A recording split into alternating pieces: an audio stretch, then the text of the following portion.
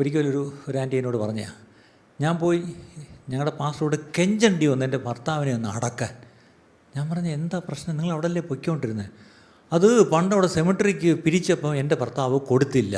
അതിന് കാര്യമുണ്ട്, അന്ന് അയാൾ രക്ഷിക്കപ്പെട്ടിരുന്നില്ല, ഞാനാണ് പൊയ്ക്കൊണ്ടിരുന്നത്. അപ്പോഴത്തേക്ക് അവിടെ സെമിട്രി ആയി.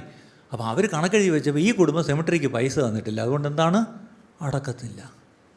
പിന്നെ ചെക്ക് എഴുതി കൊടുത്ത് പാസ്റ്റർ അസിനെ വിട്ട് ബാങ്കിൽ വിട്ട് ഇതിൽ കാശുണ്ടോ എന്ന് ഉറപ്പിച്ചിട്ടാണ് വന്ന് അടക്കിയത്. ഇതൊരു ആൻറ്റി തിരുവനന്തപുരത്ത് എന്നോട് പറഞ്ഞ സാക്ഷ്യമാണ്. ദേ ഫെൽറ്റ് വെരി ഓർഫൻഡ്. ഞാൻ ആ വീട്ടിൽ ചെന്നപ്പോൾ ആൻറ്റി കരഞ്ഞു. സമയം ആ പഴയ സ്നേഹമൊന്നും ഇന്ന് മനുഷ്യർക്കില്ല, ഇന്ന് ഈ പാസ്റ്റർമാർക്കും ഇല്ല.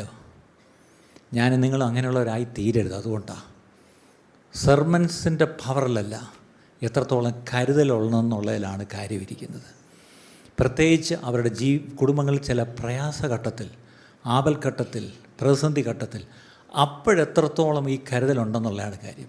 ഇങ്ങനൊരു പ്രയാസത്തിലൂടെ ഒരു കുടുംബം കടന്നു പോകുമ്പം ഒരു കരുതൽ സഭയിൽ നിന്ന്, പ്രത്യേകിച്ച് ഇടയന്മാരിൽ നിന്ന് കിട്ടിയില്ലെങ്കിൽ, they may feel abandoned by shepherds അല്ലേ.